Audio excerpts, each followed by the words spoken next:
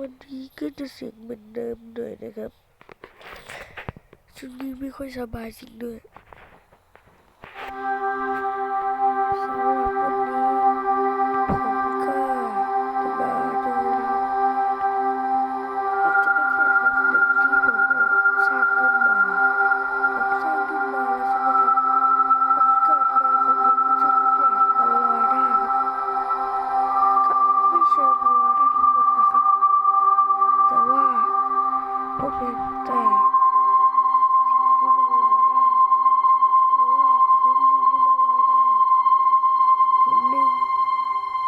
แต่ว่ามันรู้สึกว่ามันจะนำทางผมแล้วมันก็นำทางผมมาตรงนี้แล้วมันก็มีให้ไปต่อครับแต่ผมจะพาไปดูกันนะครับไปดูกันเลย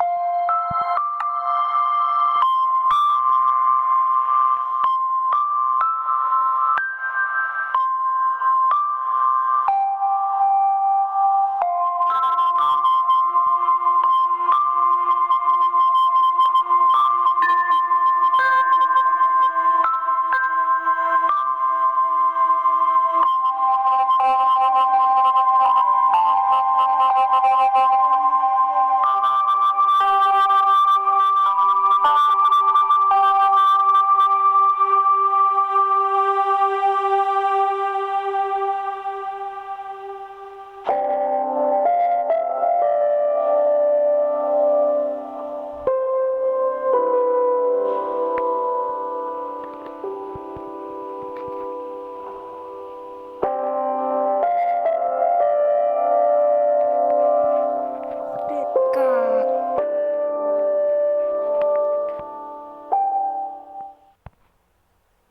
เฮ้เดี๋ยวนะ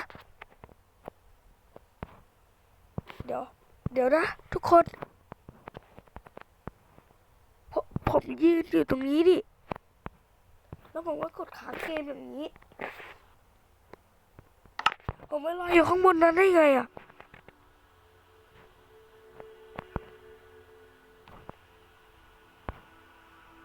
ไม่มีใครแกล้งผมใช่ไหมเนี่ย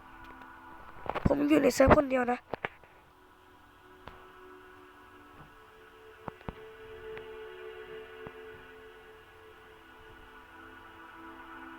ผมว่าเซิร์ฟนี้มันแปลกๆนะครับทุกคนเหมือนมันพยายามจะควบคุมร่างกายของผม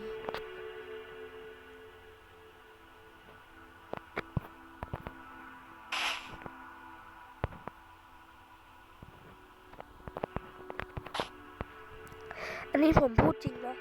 มันพยายามนำทางผมมาและอีกอย่างหนึ่งผมไม่ได้ลอยอยู่บนฟ้าแล้วเปิดคลิปด้วย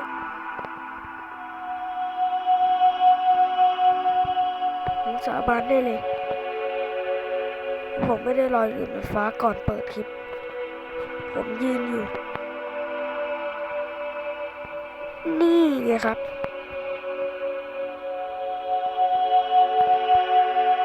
แต่ก่อนที่ผมจะเกิดมามันมีรอยแยกอะไรสักอย่างผมก็เลยตามไปดูบินไปบินมาไปเจอพวกนี้แหละ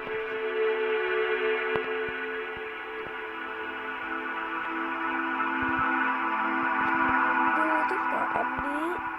แล้วก็อันนี้นะครับแล้วก็ตรงนี้ผมก็ยังไม่ได้สงสัยอะไรมากก็คิดว่ามันน่าจะเป็นบั๊กอะไรสักอย่างผมก็เลยไปดูตรงนู้นเพื่อจะหาหมู่บ้านก็เจอมันอีกแล้วครับมันคืออะไรกันแน่